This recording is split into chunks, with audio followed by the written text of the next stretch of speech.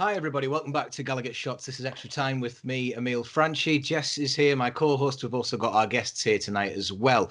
At time of recording, we are coming off the back of some news on the NUFC hashtag, a great hashtag at times, one that we've seen come together this week to look out for a fellow Newcastle fan.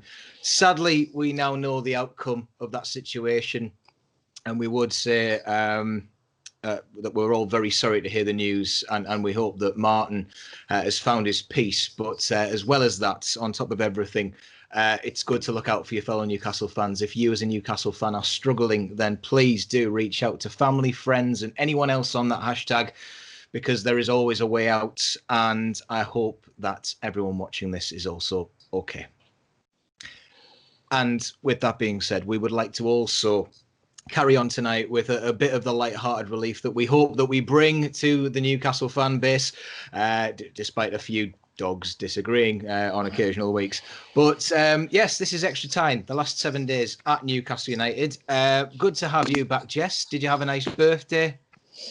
It was all right. Yeah, I know. It's just the times, but the celebrations will be popping off in Bensham like it's that Jewish holiday. They'll be going crazy in the streets, and someone will be coming around filming it. But speak about, you shared a birthday week with our very own Newcastle United. Happy 128th birthday to Newcastle United. I mean, they grow up so fast, don't they? And the best birthday week that Newcastle United could have asked for. I mean, just look at it. Everyone turned up eventually. But as well as that tonight, we've got two guests. We've got Adam Stoker, who's got the best dog after my own dog, by the way, Adam. I mean, can we get him on camera tonight? I'll try. You'll probably hear him at some point. That's what we want. That's what we want. The only reason why we got him on, ladies and gents, and everybody else. Matthew's here as well. Matthew Daly. I don't know why I'm going into like a Scottish accent with that one, but thank you very much for coming on, Matthew. Matthew and me go way back ever since we said something about a Robert De Niro impression sometime in the summer. But it's good to have Matthew on as well. Matthew, particularly significant because given the news that we opened with tonight, you do some amazing work. Can you just tell us a little bit about that, what people need to do? Yeah, exactly. So I'm not personally the one volunteering. I just help with the admin stuff. But I work for a charity called the National Bereavement Partnership. We help with anyone that is suffering with mental health issues, who is grieving, stress, anything that you really want to talk about. So we offer a free national helpline. The number is 0800 448 0800. And that there is open from 7 a.m. to 10 p.m, 7 days a week. And literally any reason you want to call, there'll be some speak to you. No. If you visit our website, broke up there a bit, Matthew. National Bereavement Partnership. Okay, do you want to start that again? Sorry. Just go. Like, can I press rewind and go back to the bit before the website? You go like that. Yes. Okay. Yeah. Yeah. So back a bit. Anyway, number which is 0800 448 0800, and that is open from 7 a.m. to 10 p.m, 7 days a week. And I said, for any reason they want to talk to, whether that's grieving the loss of a family member or a friend, or even just mental health and stress issues, or even suicidal thoughts, give us a call. But if you do visit our website, which is nationalbereavementpartnership.org, there is also the SMS helpline there, an email helpline, and a web chat service if you don't want to speak to someone and you rather just text or go on a web chat online. And there's lots more information on there. But as well, you mentioned at the start, even on the NUFC hashtag, there's lots of people there open up the DMs, happy to speak. But yeah, if you do want more information, my @ is Matthew__Daily. I'm sure everyone here is happy to speak about it. Yeah, I tell you what, they're going to give you a promotion with that cell. I tell you what, you don't mind just looking after what was it? The algorithm you said? No, literally just the admin. I'm a uni student currently, so I helped set it up in the summer, but it's still carried on because obviously it's a vital service. But everyone that provides it, yeah. Yeah, it's well done, mate. Thank you very much for sharing all that. And myself and Jess, we've had a few bits the other week with regards to charities to do with mental health. If you care, share the brilliant team there, Samaritans, and as well as that, you've also got the actual foundation for Newcastle United, who are doing their Be a Game Changer stuff. There's a great podcast that you'll also find on our channel as well if you go to the main Gallowgateshots account. Right, that's everyone's introductions out the way, and we'll get into the meat here, the big scores that we're going to dissect, because it's been a big week for Newcastle United, and what fairly relaxing week given that Newcastle didn't play.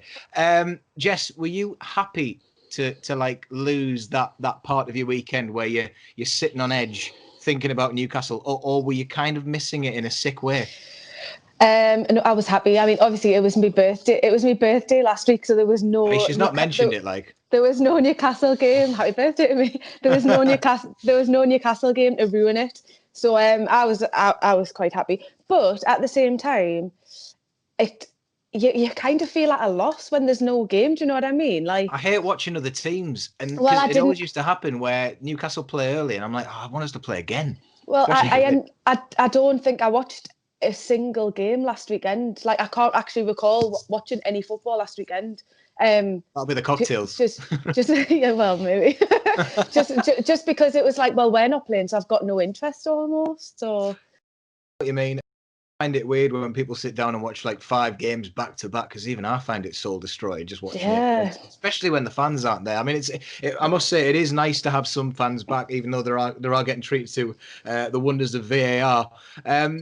But yeah, I mean, it's been a shame, but we are back in the training ground, and it looks like the under 12s will be starting against West Brom this week alongside Callum Wilson, who's been seen in training.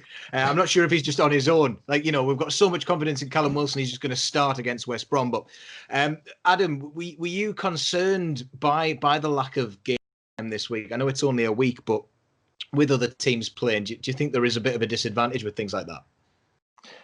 I think it depends which players you mean, because, for instance, Joe Linton played. I finally got some confidence with a goal and assist against Palace. But then, like, Ryan Fraser, you don't know how fit he is. So it's another it's another week of rest that he can get and get fit. And obviously, going forward, you'd think he's going to be really important for us. So I'm not too bothered that we missed a week. It's probably for the best. Yeah. Didn't enjoy it as much as Jack Grealish enjoyed the week off that we gave them. But I wondered if that was going to get mentioned. Of course, he played for us for that 1 hour in the Championship season. Player of the season, really. Only got fond memories of him. It's good that you mentioned Ryan Fraser. I'm grateful to these videos each week for mentioning Ryan Fraser, because, as I said last week, I keep forgetting we've actually got him playing for Newcastle. It's weird. He's the man that is yet to really show his true force. But what about you, Matthew? What are you thinking about the situation? I know it's West Brom and they got hammered last weekend, and they're missing a player, and everything's going in our favour. So let's not get too ahead of ourselves. But what are your views? Absolutely. It was annoying because here we go. You're broken up. You broke up again. That's it. Okay. Yeah, it's slightly annoying in the sense that we would have been playing Villa early on a Friday night after they would have played late on the Monday. After what they would have thought was quite an annoying defeat to West Ham. I think it could have worked in our favour, but at the same time, if it does maybe mean it's another week that some of our injured players can come back, in the long term, it works in our favour. But I mean, some of the Villa fans, going on saying that we're doing it on purpose, I think it's just, it's a bit of a joke. It is what it is. I think Dean Smith, backed us up perfectly well, and in his press conference for it, saying, no, it is what it is, got to get on with it. But some of the Villa fans on Twitter moaning about it. It's just a bit ridiculous. They love it though, don't they? They love to twist the knife when it comes to Newcastle. This weird rivalry that I still can't quite get my head around when it comes to Villa and Newcastle. But yeah, I know what you mean. I think it would have been certainly interesting to see Villa playing one night and then playing us shortly after. But of course, as we know, Jack Grealish, he plays all the time. Cut that out. But yeah, no, I was kind of missing it, and I think I quite enjoyed the Friday, but then by the time it got to the Sunday, and my fantasy team was just going to pieces because Fernandez didn't start, and I looked at all of my drafts after my wild card, and every player that I put in seemed to get points, even though I didn't actually include them in the end. I just thought, what's going on? So I had to play my free hit. I think a lot of people's hands have been pushed at this week, to be honest. I had 3 Villa players, and I had Wilson, so I had to play my free hit, unfortunately. Yeah, never mind derailing Newcastle's season. It's derailing Acuna Matata's season. But yeah, people are back. I mean, what's just a general one here? I don't know who wants to jump in first, but I'll maybe got you, Jess. What do you think is going to happen at the weekend? Because we've not heard anything. Was Steve Bruce meant to do a press conference? Who's going to play? I'm scared, man. Is Elliot Anderson okay? It's we just don't know, do we? Like, obviously there's been all this crack with COVID, and people are saying, like, why don't we know who? Why don't we know how many? Blah blah blah. But I think a lot of that. I think Adam's gone. I don't know what's happened there. Yeah, he's called. Yeah, I think some of it might be down to patient confidentiality. I don't like. Maybe they don't want it being out there.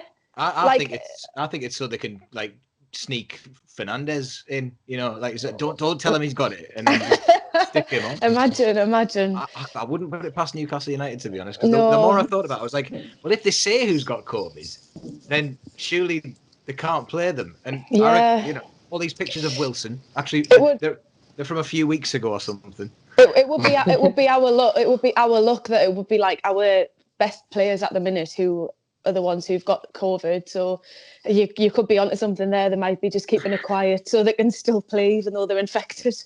Yeah, can we recall Kel Watts, please, and save our season? But the other thing is, even if Callum Wilson is in there, I mean, who's going to play with him? Who's going to come back into the team? Because that's another worry. In that, we're still going to have the team to play, even if our best players are there. So God knows, it's a mess. It's weird not knowing. Like it's very weird. I know. I've had better communication that the takeover was going to get done. This COVID thing. I weirdly heard myself coming out in bass form there. Speech took me through that. The birthday celebrations were ongoing, of course, for Jess. We know. Come on, let's get over it. And it was nice, actually. It was weird because it looked like it was a bigger deal than the 127th.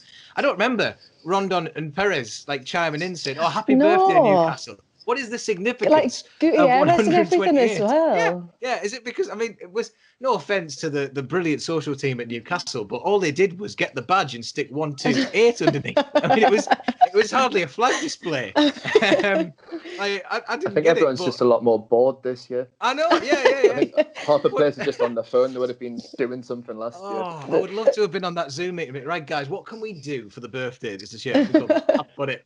A number. Just a number. I was thinking, like, Steve Bruce is sat there counting the amount of well wishes that Rafa got for the 125th, and he's like Dudley from Harry Potter saying, "No, but Rafa got 129." Stamping his feet as he goes up to see Lee. Come on. Did you see that? I don't wanna, but apparently, means it's true. So we were founded in 1892. And apparently we've won 1,892 games. Is that true? I saw that, yeah. Is that true? That seems like quite... I mean... I can't think that's not too many. I think that's quite a little amount for how long we've been around for, surely. Oh, was it league games then, maybe? It could be league games. I mean, how many have we... I mean... That's like, what, 12, 13 wins a season? No, in the Premier League, we've won about 1,300. So... That's got to be wrong. I don't know. I'm sure. Is it 1,300 feels like a lot? Is that the amount of points? Stop the count, whatever happens. That's all I'll say. Yeah, I don't know. I'm sure I read that somewhere, but it's probably wrong. Reading? Is this one of those? Is this that weird Reddit thread for Newcastle fans, NUFC circle jerk that I used to go on? It was Twitter, so it must be true. Oh well, of course. Yeah. Okay. Well, yeah. Why not? Everything we say tonight is true. Good evening, Mr. Caducey. Right. Speaking of true things, transfer rumours are incoming. It's that time again where we get our hopes up for what Oh. happened. The first one I'll start with is Philip Jones from Manchester United. Young talent coming through the ranks. He's got a bit of a face on him, but don't let that put you off. He's got a mean foot. Phil Jones. I don't know who wants to take this one, but he's had a mixed response. I've seen people say that they wouldn't touch him with a barge pole. Not that anyone's got one, but there's also people saying that he's also a lot better than what we've got. And a discussion we had last week was about Lascelles and how the team perhaps defensively is better off without Lascelles. So Adam, if you want to, your thoughts on Jones. Well, first of all, at least he's already scored for us. Yes, that's a good point. Sign him up. Get to 5 in a bit.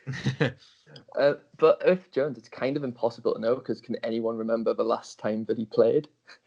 Cup game, possibly? Even in a not very good Man United defense. Is he even making it onto the bench? I don't know. I don't know either. Matthew's nodding there. Matthew's got the intel here. To know. I don't know. I think the issue with Phil Jones is, other than a lot of people laugh at him, which just tends to get thrown around on Twitter quite easily. I think a lot of people find that if he was to come to us, he wouldn't improve our first 11. However, if you take Paul Dummett, as much as I love the bloke, he's probably not going to play again for Newcastle United, and he plays playing a centre back position. Was that again or a game?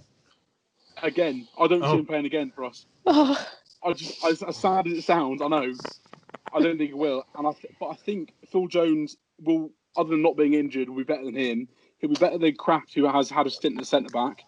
So I mean, in terms of the squad, yes, potentially it is better. But if we're looking at improving on what is our first 11, I don't think so. The squad, what wages would it be on? Like coming from Man United, is good for the player that you'd be getting, and for the money that would pay. I don't. He would have to take a drop in wages, though. Surely, wherever he goes. Paying it all. But I think it would still be a lot for the player that you're going to get. Do you know what I mean? Yeah, I agree. I wouldn't do it. I don't see the point in doing it, especially if you ditched Lejeune. If you're just going to get. I've annoyed him. R.I.P. I feel like it needs putting on. It's all right. Emil, you're gonna be okay. I thought you'd froze because you were sat dead still. That was my concentration face. So I was listening. I agree with everything you said. But no, I'm looking at Phil Jones, and I think someone, I can't remember, but I'm sure someone on here said that at the end of the day, he's had more Champions League experience than our team put together. He's got some idea of big games, and sometimes players like that, bit of a Sol Campbell type. I know he didn't have the best record with us, but experience. That went well. Yeah, but that was coming up. I'm thinking more like, cup games, especially. I think it was Adam Cleary who said, this year you can't be picky with what your squad looks like, as long as you've got the clout and the resilience to last this season when the games are coming thick and fast, especially like we're going to see this week coming, because it is 6 games left before this year is out, and that's all in this month. Crazy. So yeah, I know Phil Jones won't arrive in time to help us with those, but you can't be picky. And I tell you what, someone who did catch my attention, the name that's been battered around since the summer, which is returned because he is still in the Championship, is Josh King. Josh King from Bournemouth, of course, Callum Wilson's former strike partner, the Norwegian international. I don't know how that works with a name like Josh King, but yeah, Jess, do you like Josh King? I don't know much about him, to be honest. He scored a few. Oh well. How then? Get it in. There we go. Up you come. Adam, I'll come to you, our transfer specialist tonight. I think he's all right, but I know that the numbers being quoted in the summer are about 20 million, and there's just no way that you do that. I'm just not really sure where he would fit. I quite like him as a player, but if you have Wilson's going to be starting up top. We're going to try and get any worth out of Joe Linton, so that he's probably going to be the other option to play up top. So, and then it's coming from wide options, obviously Fraser, Almiron, Murphy, Ritchie, Maxi. I don't really see where he would fit unless you get rid of someone. I mean, the obvious option to get rid of is Gale and being out of contract at the summer. But yeah, I feel like Josh King would. I feel like there's a lot of players there for not enough game time for them all to be happy enough. Like obviously, we're going to have more congested fixtures, but I think like as well that one of the things he was saying in the summer is he was going to wait till January and then say, right, you're going to get me really cheap, but I want a hell of a lot of money. And I think a hell of a lot was around 80 grand a week or something like that. And like, again, this is just. I think that Man United were looking at him as well, weren't they? And that's where the wages got brought in, because I know that Man United were on that kind of thing with it too. Yeah, another one that might just be a pipe dream, along with the one that Matthew, you shared with us before we started tonight about Dele Alli being 33-1 to come to Newcastle United. You know, the Euros are coming up, and Danny Rose said, why not? So I look forward to seeing Dele holding that shirt, giving it the old wave. Well, he did once upon a time, and then I said Tyne instead of time there. Oh, nice. But the agenda has been pushed. and then like he'd done all these photos with us, and then Spurs rang. Is that what it was? Yeah, it was all sorted, and like he wouldn't. So hang on, Spurs. I thought he was already at Spurs. No, he did all his stuff. It was reported that he did all these medical and like the pictures were taken at Newcastle, and then he went to Spurs. He would have been rubbish for us though. So it's like he wouldn't have been as good. It was Steve McLaren or Carver in charge at the time. Oh, so imagine what he would have turned into if he'd come to us and been with them. Christ. A left back, that's what he would have turned into. Well, there is another fullback that was mentioned, and he used to be on our books. It's James Tavernier from Rangers. That another name that always seems to get at least one mention every transfer window. Matthew, I don't know if you've watched much of Rangers, but he seems to be doing pretty well for them. But am I getting a bit blinded by the lights of the Scottish National League? National League? Scottish League. I don't know why it's Scottish now. Before they come for me, sorry. I definitely think that there's a player there. However, I've seen quite a few. I've seen. Someone's at my door again. Oh. No, not really. No, sorry. The running joke. Carry on. Paul Dummett. Yes. No, he's here. That is him. Yeah. Match one shirt. Go on. Who are we talking about? Tavernier. Yes. No, I think there's definitely a decent player there under a better manager than Bruce. However, I mean, I've seen a few prices quoted, and for his age, I don't know. It's a hard one because obviously the Scottish Premiership is so much different to the Premier League, and it's basically a two-team league. I think I would like to see him come across if it was a reasonable price. But then again, Jetro Williams has been touted about sort of this week in a return. But again, with him, I'm sort of looking at the injury record for a player. I think was he 27 now? It's not great. But then again, is a much better we can get out there. So I'd be happy to see James Tavernier come, but only if it was at the right price. Is he that type of player on FIFA where you've got him at 18 and he's 67, but then it gets to 27 and he's still 67 as it is rated? You're like, come on, man, I've been putting so much faith in you, and I can't use you as this sexy footballer anymore. You're doing nothing for me. I've just put a cheat in to get a Portuguese player, and he's 80, and he's only 16. His name's João Negrão, or something like that. Another name that I really liked from Montpellier. Montpellier? Who wants to be a Montpellier? I've lost it tonight, as you can see. Montpellier. I don't know how to say it. Gaten Laborde. Now, I read that and I thought, if someone mispronounced Steve Bruce and he wants to get a striker on board. But it's not. Gaton Laborde is apparently a striker who likes to get his name on the board. I don't know anything about him, but again, another striker's been mentioned. Jetro Willems as well has rejected a new contract. I think that Jetro Willems is obsessed with Newcastle. Like, you go to his bedroom at home, he's got the lampshade with the badge on, he's got the bed sheets, the curtains, the rug. His walls have been painted black and white because his mum said he can do them himself, and he's just obsessed with the club, and he's gutted that he only ever got 6 months with us, and he's just trying everything to come back. But we've already talked about that the other week. Jess, what were you going to say? I was just going to say, I wonder what it is like with why he's so, like, why is he so desperate to come back? I think it's because he did so well. I think in a 6 months period, I think he's probably one, the favourite centre backs of the Newcastle fans. Yeah.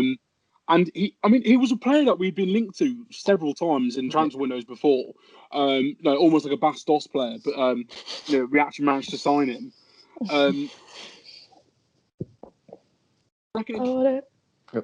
Partnership with Alan Maximin. I don't know what the context is. Go back to Bas Dost. Oh no! Well, in fact, we had been linked with him for many transfer windows in the past, and finally got him over the line. But I think, obviously, because he did well here, but he's obviously got a good connection with Alan St. Maximin. They seem to be quite good friends off the pitch as well, which I suppose always helps, especially a fullback if you've got someone who can, finish your crosses and get more assists. Yeah, I reckon that's why. And he probably likes beer. Okay, well, there's a few names there that we'll no doubt hear of and disappear. There'll be some that maybe get a bit of traction and get nowhere. Maybe if one of them signed, I'd be all right with that. I think Willems would be a feasible option, and it seems to be that we're looking for fullbacks because of the Dummett situation. Sorry, mate, and just to make sure, and as Matthew's damning opinion is that he's never going to play for us again. You heard it here first. Your career's over, son. Yeah, we've got Raul Jimenez out here recovering from like a skull fracture, and you're condemning Paul Dummett to never play for us again. I hope he's not watching. Oh well, we don't know, Paul. Sorry, Paul, I didn't mean it. That's what we needed. There we go. We still love you. Yeah, he's a cult hero, and I like him. He'll always have that goal against Man United. But yeah, and Liverpool. This is and Liverpool.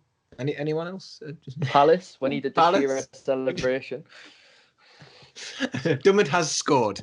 Look, I don't want to turn this into a Dummett podcast or video, because there is someone more important that we need to talk about this week, who will never come back to Newcastle United. It was Alan Pardew's 10-year anniversary since he joined the club. In fact, at time of recording, today would have been his first training session where it snowed, and it's funny, isn't it? 10 years on, there's not much happening at the training ground still.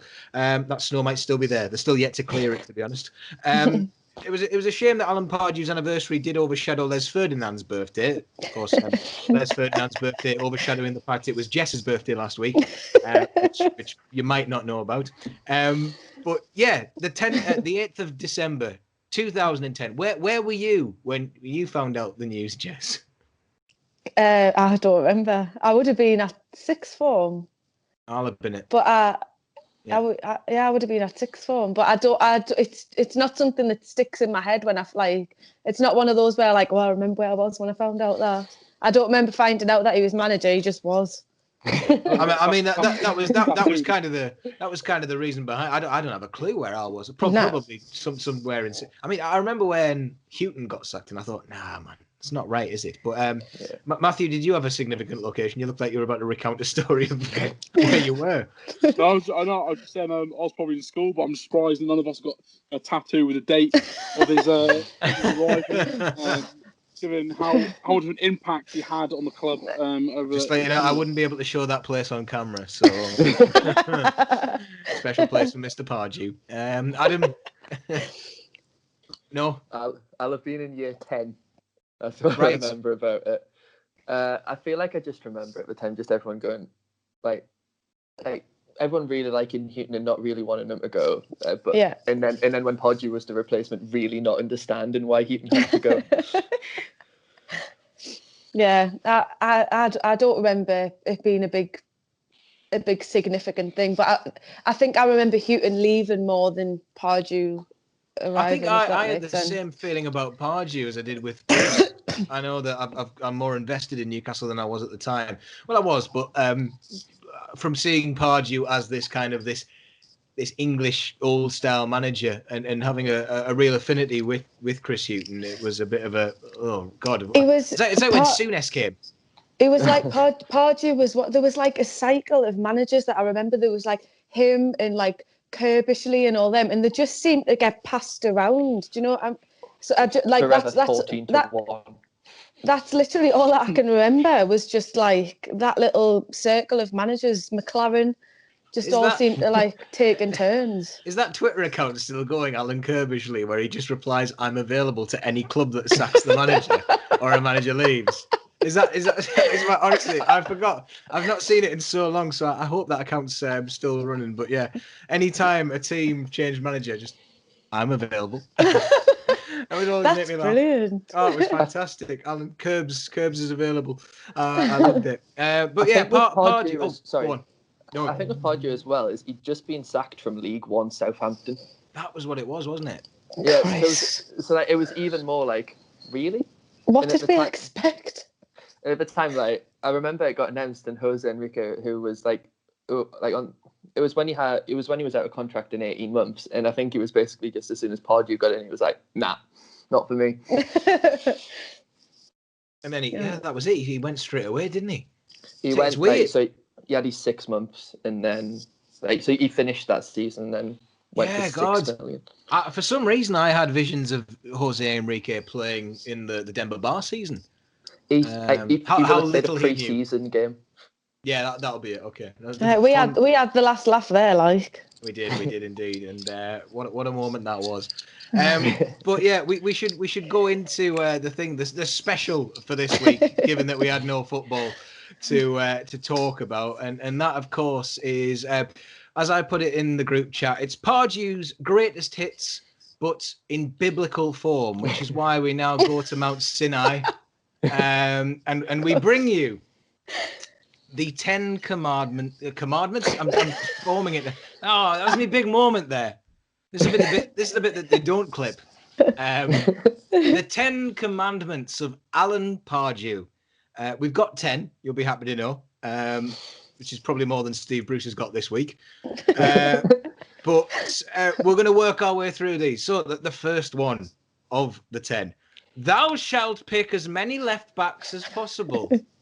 Adam Stoker, you have provided us with this commandment. So how does one follow this commandment of Pards?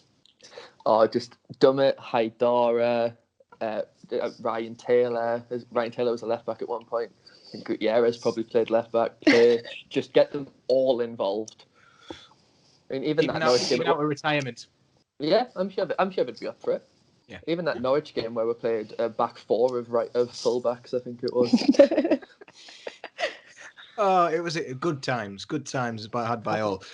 The second one, a very important one, which you gave me, Jess. Thou shalt respect thy elders, of course.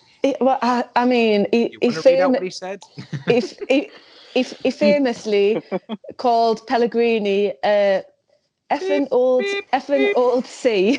Yes. I won't say the words or we'll be taken off. But as I found out, Pellegrini's actually only 8 years older than him. That is remarkable. But yeah, respect your elders. Still an elder, yeah. So respect all your elders. You know, like you're my elder, so I was. I know. I was going to say before, when Adam just dropped into the conversation, and Matthew as well dropped in the school. It was a polite way of saying, "Emil, you're older than all of us." So thanks very much, guys.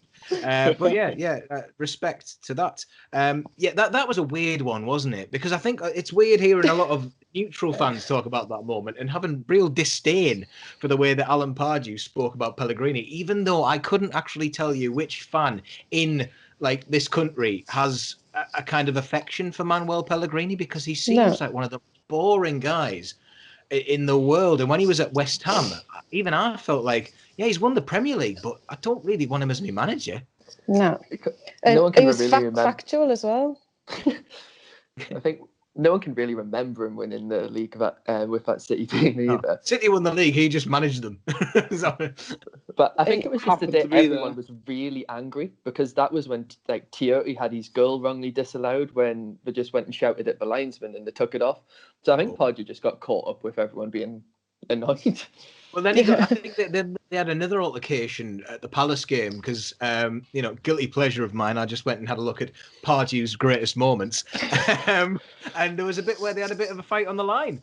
And he kind of came over and Pellegrini's giving it all that. So maybe they've been having catch-ups during this lockdown just to see how each other are. I don't know how Pardew's men CSK Sofia are getting on against Roma tonight, but I hope Roma are smashing them.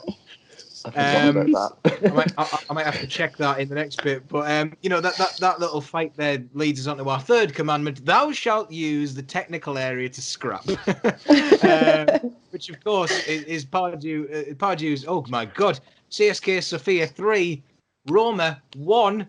Oh my Lord! The Pardew effect. No. The bus is in motion. Here he comes, ladies and gentlemen.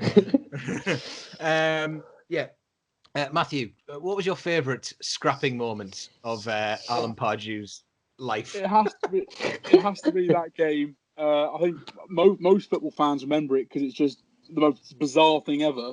I can't remember the score that we were up at the time, but I think did we win 5-1 against Hull in the end? We beat them Something like by that. some large, but they were 4-1. 3-1. So Even Cabela I scored. think We didn't. We might, yeah, exactly. We might have been 2 goals up at the time, and he chose to headbutt. Was it David Meyer of the Holter? Although they call it a head-to-head movement, rather a forward motion, because it was a pretty wet headbutt, as headbutts go.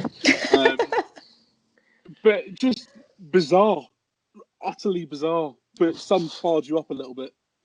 Yeah, it was weird. It was almost like he knew he was on his way out of Newcastle, but you know, I'll just do something to make them remember me. I always get confused. Was that because there was one game where was it Remy scored and we played in yellow? We were definitely in yellow. Was that the yellow one? And that was because what was the one when Cabela scored and we were wearing grey? I always confused the two of them. Oh, I was at that one. I was in the Hull end with my friend. Oh, okay, right. Oh dear. He was at uni there. We stayed over, and every single fan got a free Hull flag, and we were next to his family, and there was a 6-year-old going like that in my face with the flag for the Hull one. And you headbutted him. Is that what you're going to say? I followed Pardew's lead. Good. Well, yeah, you're following the commandments, so it's fine. But Exactly. of course, I hope it was in the technical area.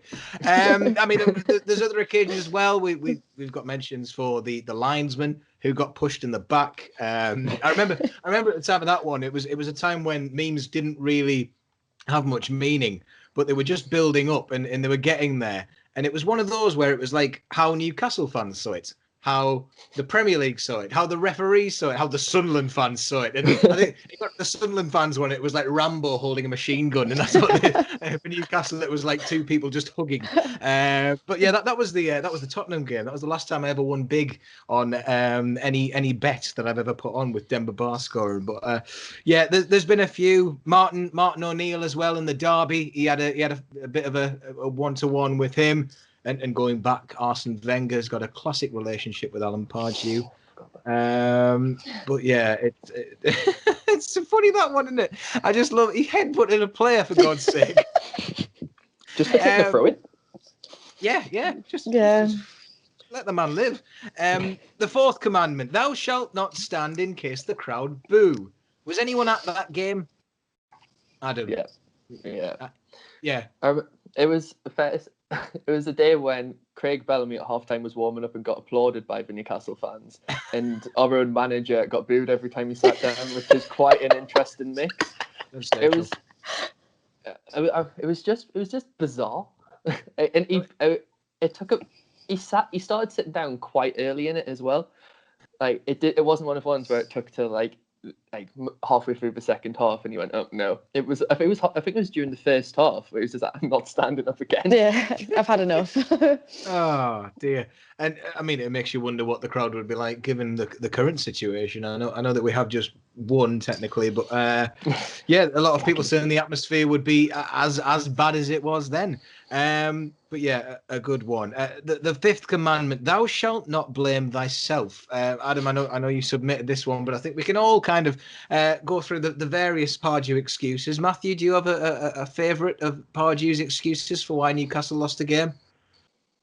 I don't know why, but just generally throughout the Pardew era, I've always got this memory of him in post-match press conferences making excuses about just general sort of injuries. But the way he goes about it was all.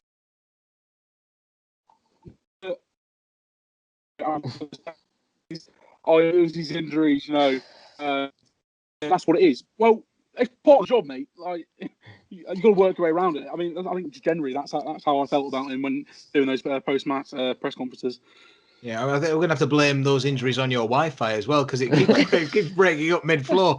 But we got it, though. Jess, do you remember the Notting Hill one? That was my favourite. No, I was going to say, was the one when he blamed the weather?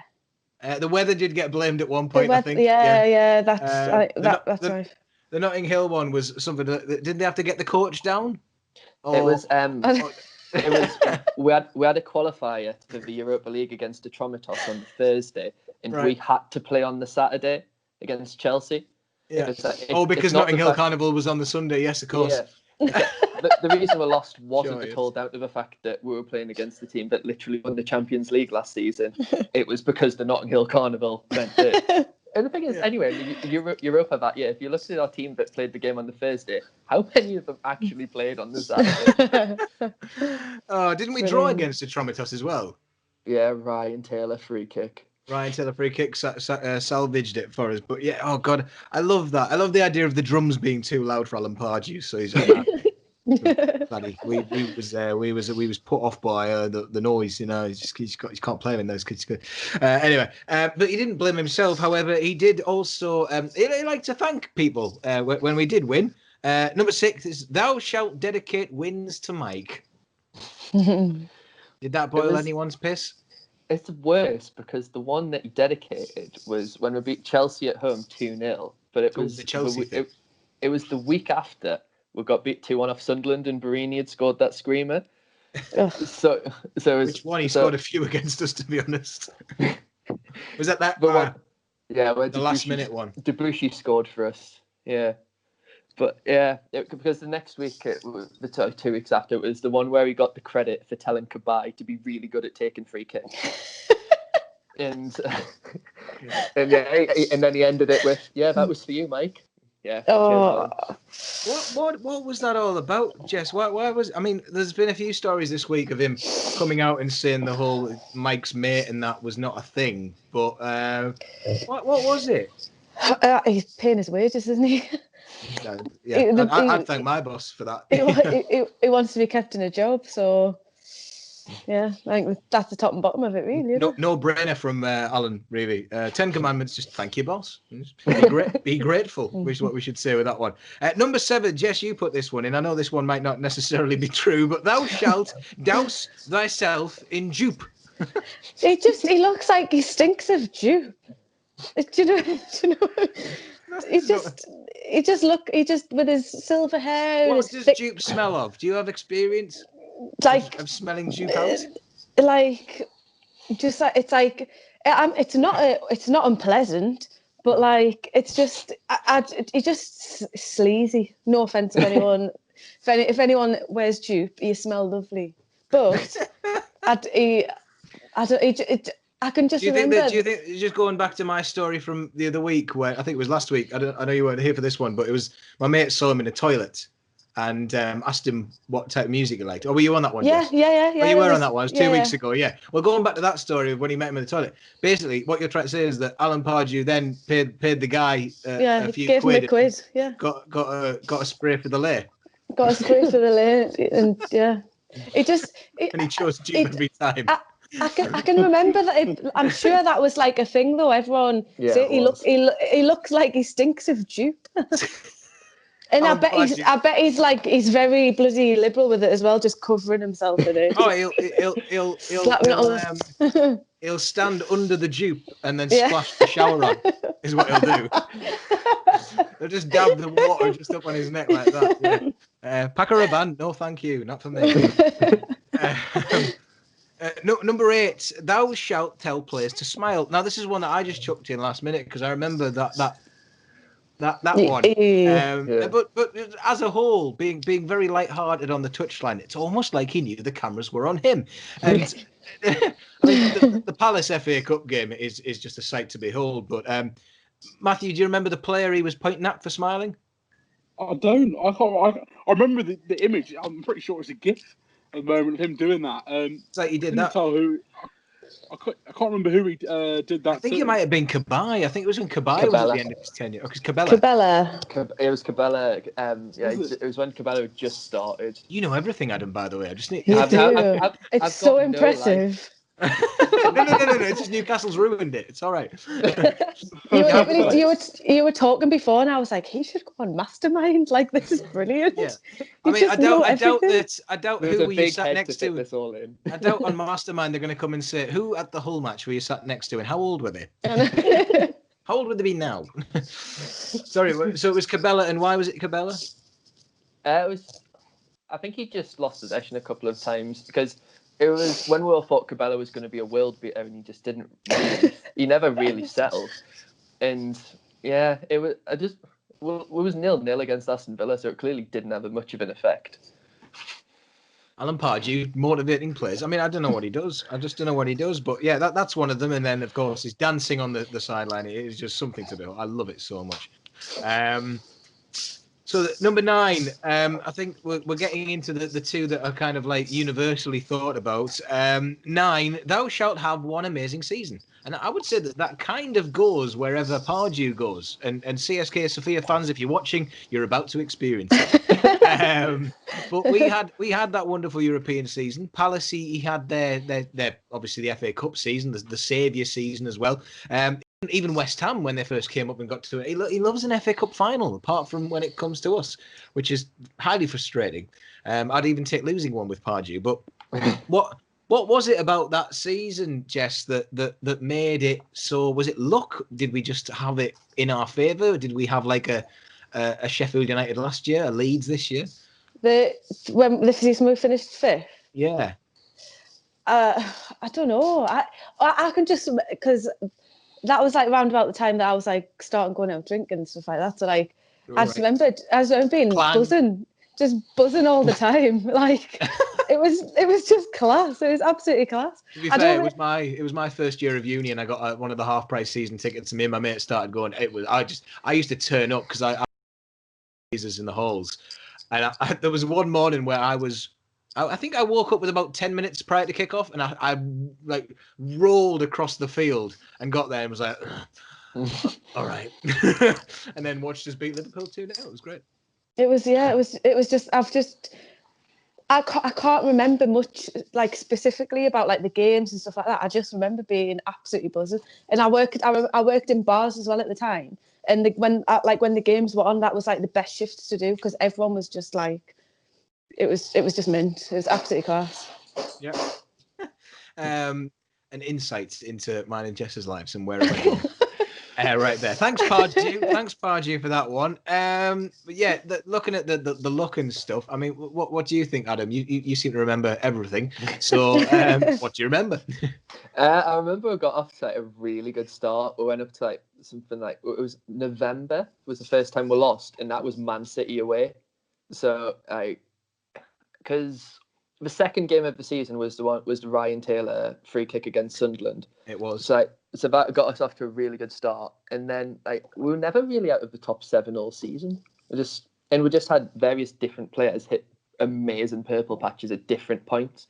So it's like obviously you have Denver first part of the season with Cabai, and then Cisse as soon as he came in, and Ben Arthur after he came on against Sunderland, and that season he was just class from then till the end of the season.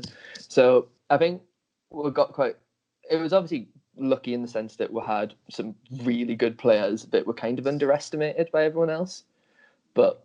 He deserves a lot of credit for that season. It's the one season that everything seemed to work, and it's been a long time since that's happened, and it still hasn't happened for a while, even with Benitez in charge. Unfortunately, that was the thing.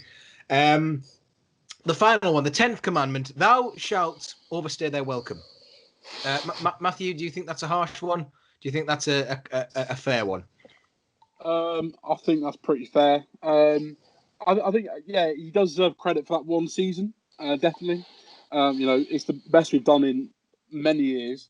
And he definitely deserved the chance to stay a bit longer. But however, towards the latter end, it was just unsustainable football. Just constant. That I literally how I feel about it, and it's how I feel about Bruce at the moment. Described as unsustainable football.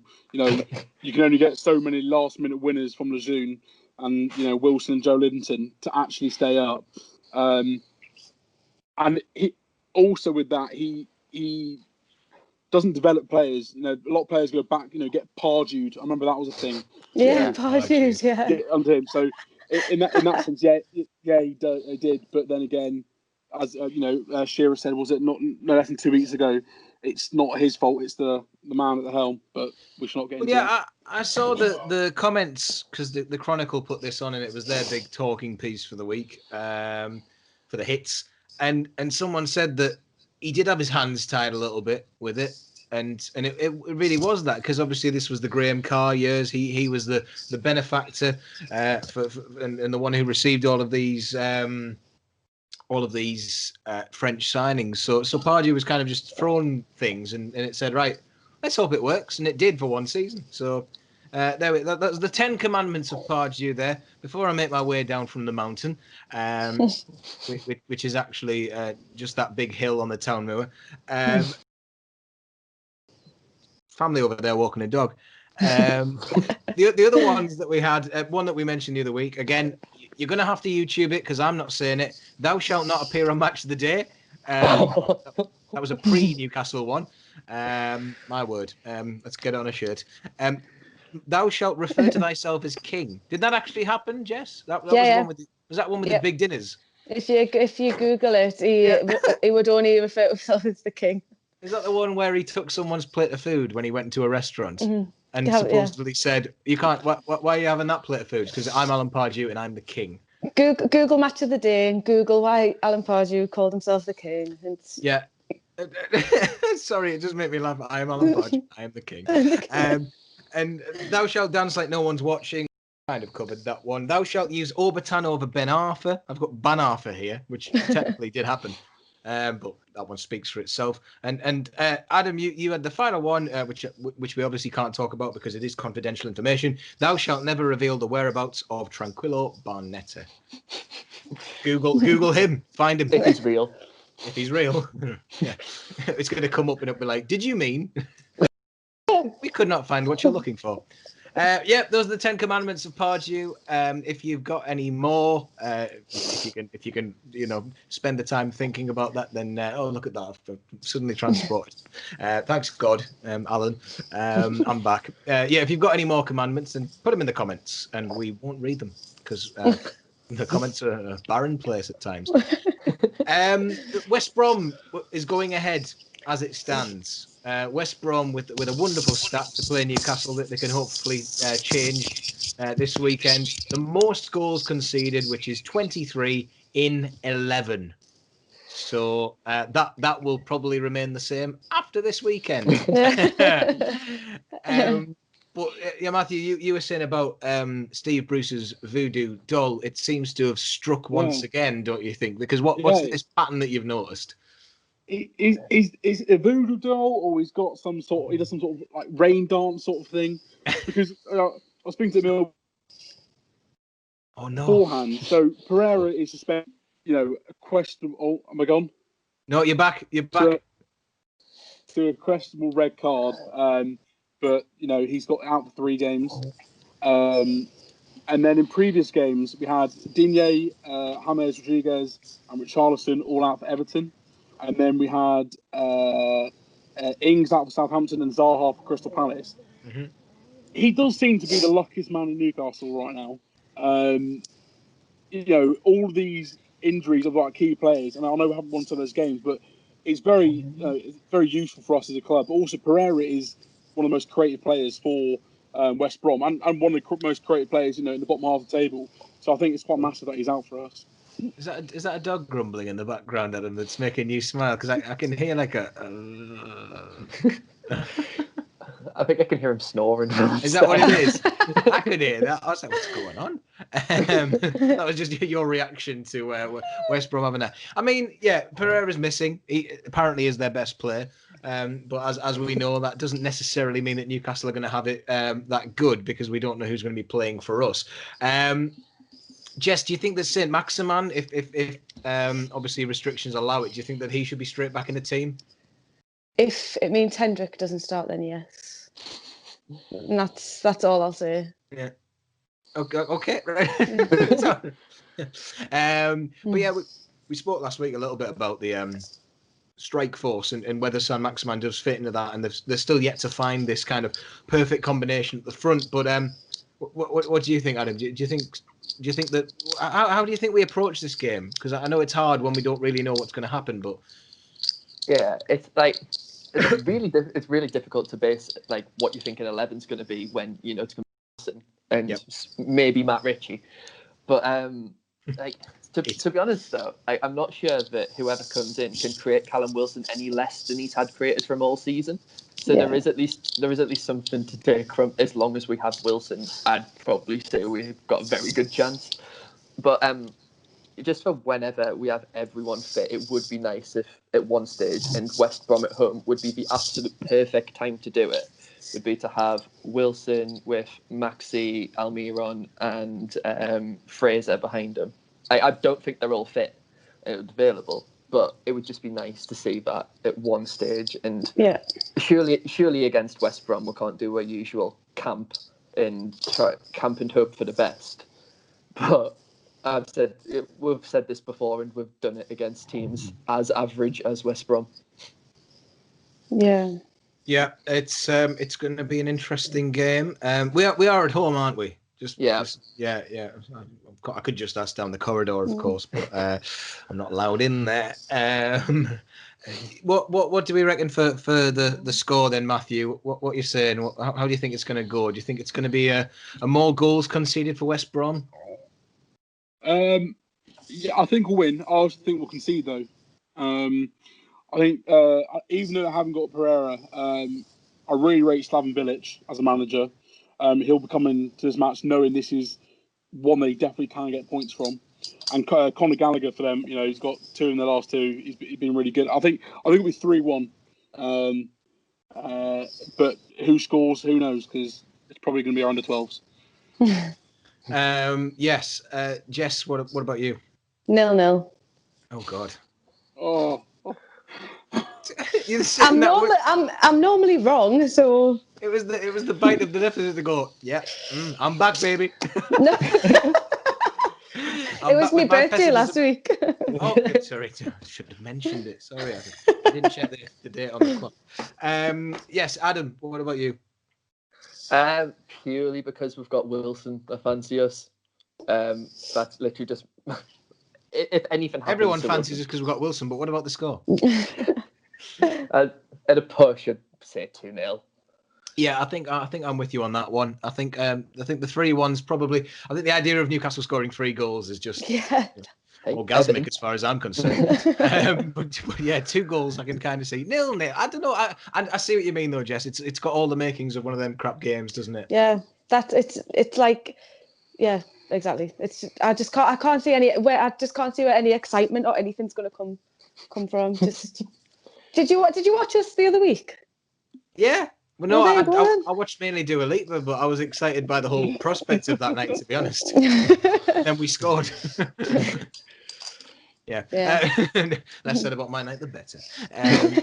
But yeah, I was going to go into how many points we can get from the next 5, but I don't know if anyone wants to just quickly throw the number out there. Last week was a few. There was like 7, there was 4, but given West Brom, Fulham, Leeds, Man City and Liverpool, what are you thinking, Matthew? Just off the top of your head we have to get a 6. 6 points. I think we'll get it. West Brom and Fulham. Yeah, and then after that, nothing else. Cup win as well. No, nothing after that, but a cup win. Yeah, we're not gonna get any points off that, mind. That's the only thing. No. Well, yeah, it's a good one to throw in there. It's useful to know that the cup win could propel us to beat Man City, of course. Jess, how many points? Just 5. 5. 1 point in each, of course. That one is.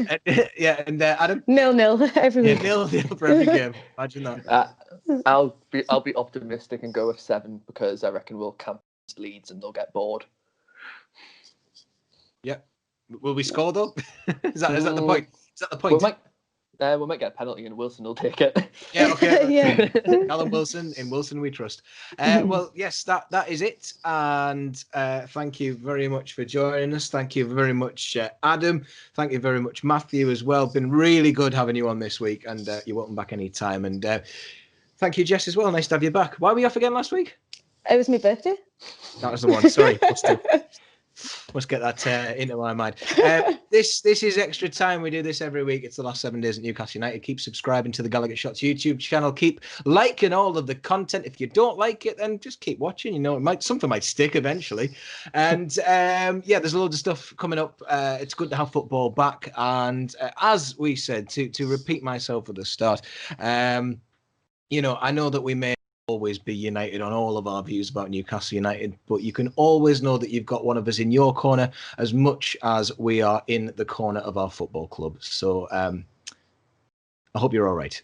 See you later.